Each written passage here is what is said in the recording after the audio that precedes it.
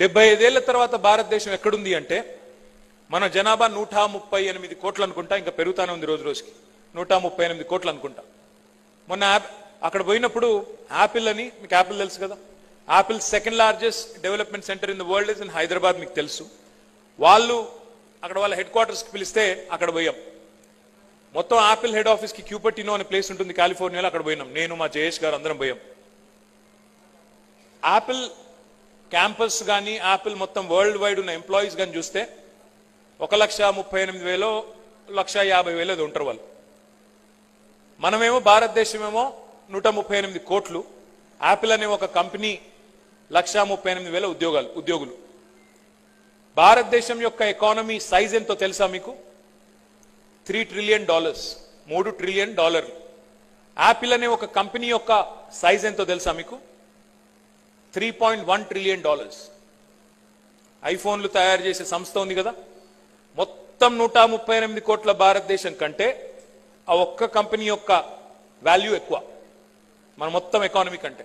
So మనం ఎక్కడున్నాం, ప్రపంచం ఎక్కడ ఉంది? మనం ఆలోచించాల్సింది ఏంటి? వరంగల్లో జాబులు, వరంగల్లో ఉద్యోగాలు కాదు. వరంగల్ వేదికగా, భారతదేశం వేదికగా ప్రపంచాన్ని మార్చే ప్రోడక్ట్లు యాపిల్ లాంటి, గూగుల్ లాంటి కంపెనీలు మనం తయారు చేసే సత్తా సంతరించుకున్నప్పుడే మన శక్తికి, మన మేధో శక్తికి న్యాయం చేసిన వాళ్ళం అవుతాం. ఆ సత్తా మీలో ఉంది, ఆ సత్తా మనందరిలో ఉంది.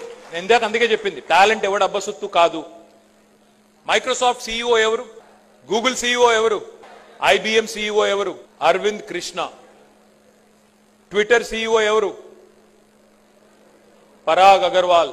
అడోబీ సీఈఓ ఎవరు? శాంతను నారాయణ్. అందరూ ఇండియన్సే, అందరు ఇక్కడ చదువుకొని పోయిన వాళ్ళే. అక్కడ పోయి ఏం చేస్తున్నారు? ప్రపంచంలోనే పెద్ద పెద్ద కంపెనీలకి సీఈఓలు, చైర్మన్లు అయ్యారు. మరి ప్రపంచంలోనే పెద్ద పెద్ద కంపెనీలకు సీఈఓలు అయ్యే శక్తి ఉంది, వాటిని నడిపే సత్తా ఉంది, వరల్డ్ క్లాస్ ప్రొడక్ట్స్ తయారు చేసే సత్తా, బుర్ర మనకు లేదా? బుర్ర ఉంది, కానీ మనం వాడట్లేదు. ఏం చేస్తున్నాం మనం? వీడిదేం కులం, వాడిదేం మతం, ఇదేంది అదేంది, పాకిస్తాన్ కథ ఏంది, ఆఫ్ఘనిస్తాన్ కథ ఏంది, చైనా కథ ఏంది, గాడికే మన లెక్క. ఎన్ని రోజులు పోల్చుకుందాం పాకిస్తాన్ తోని, బంగ్లాదేశ్ తోని, ఆఫ్ఘనిస్తాన్ తోని? పోటీ పడద్దా అమెరికాతోని, యూరోప్ తోని? పోటీ పడద్దా సింగపూర్ తోని? పోటీ పడద్దా చైనాతోని? ఒక చిన్న కథ చెప్తాను నేను మీకు.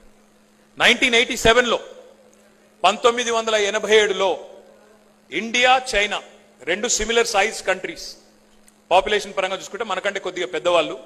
1987, మరి ఎంతమంది ఇక్కడ పుట్టినారో లేదో తెలియదు నాకు ఆ టైంలో, కానీ 1987లో భారతదేశం, చైనా రెండింటి యొక్క జీడిపి $470 బిలియన్ మాత్రమే. రెండు సేమ్ జీడిపి సైజ్. 35 ఏళ్ల తర్వాత ఈరోజు భారతదేశం యొక్క జీడిపి $3 ట్రిలియన్. చైనా ఎంతో తెలుసా? $16 trillion, $16 trillion. They are the second largest economy in the world. మరి ఏం జరిగింది 35 ఏళ్లలో?